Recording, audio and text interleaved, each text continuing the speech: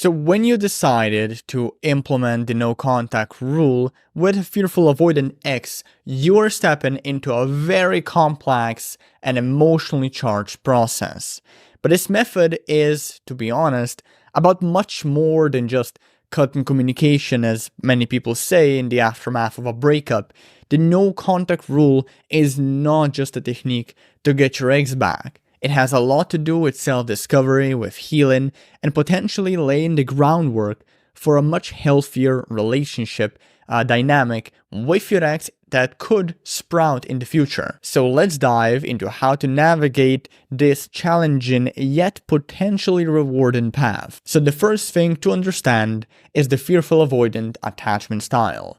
Now, these individuals are often caught up in a toxic push and pull dynamic. On the one end, they crave closeness, yet on the other end, they fear intimacy. And as a result, their behavior can be really confusing and painful, not just for them, but obviously for you as well.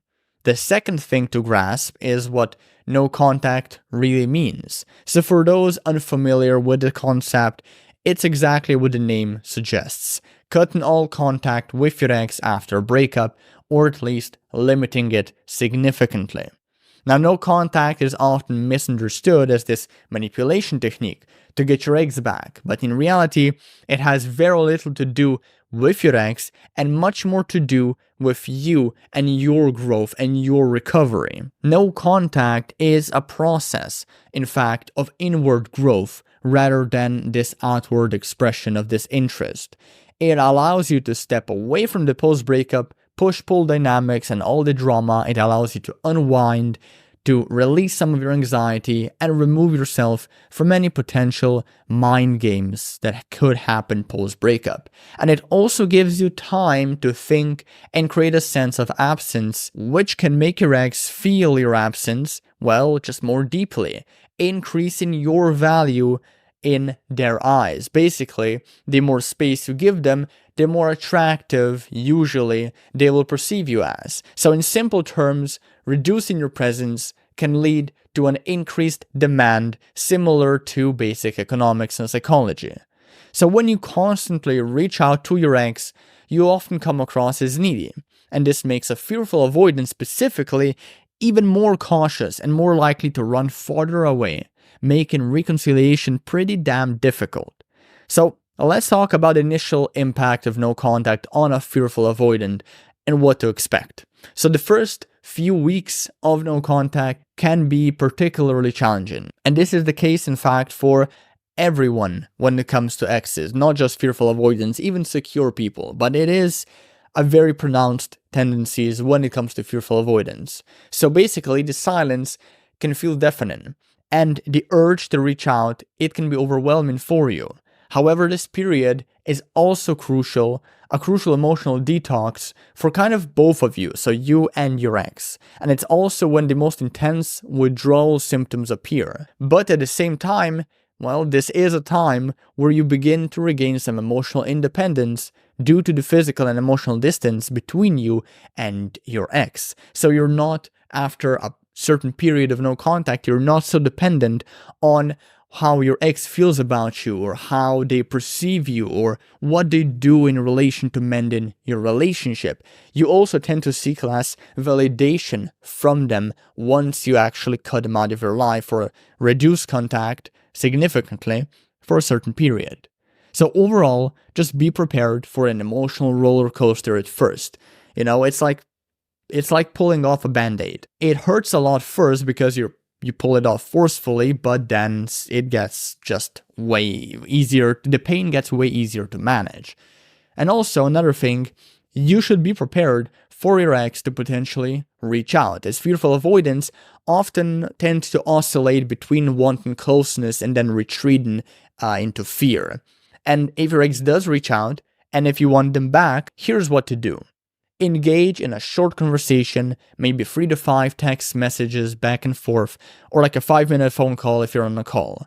And during this interaction, preferably early on, simply invite your ex out. Go and invite them out on a date specifically. Like say something, for example, "It was nice hearing from you, but I've gotta run. Tell you what, why don't we meet up? I'd love to see you again. What time are you free next week? Just something like that, and keep it simple. And once you invite your ex out, you'll get one of 3 responses. Response 1, they agree on a date, and if that happens, just agree on a time and location that works for both of you and make it official. The second response is they reject you, and the third one is that they give you some wishy-washy answer.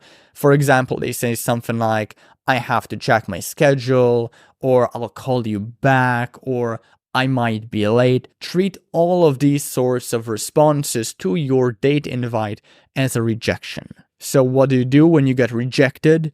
You go back into no contact. Don't communicate with your ex now until they reach out again, at which point you can give the date invite another shot.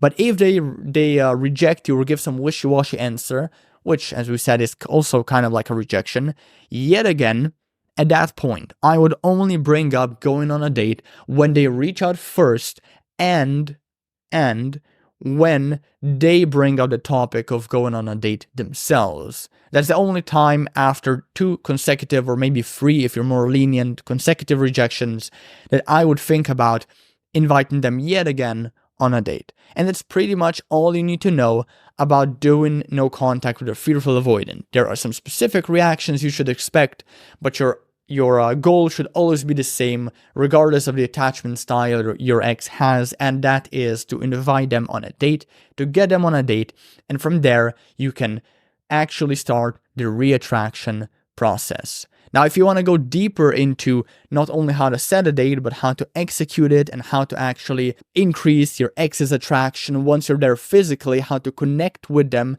how to get through their emotional barriers and all that good stuff, you should download my free reattraction cheat sheet. The link to it is in the description below this video. Just click it. It's a simple 1-page document with all the tips and advice laid out for you. So grab that free resource. And that's pretty much all from my side, so take care.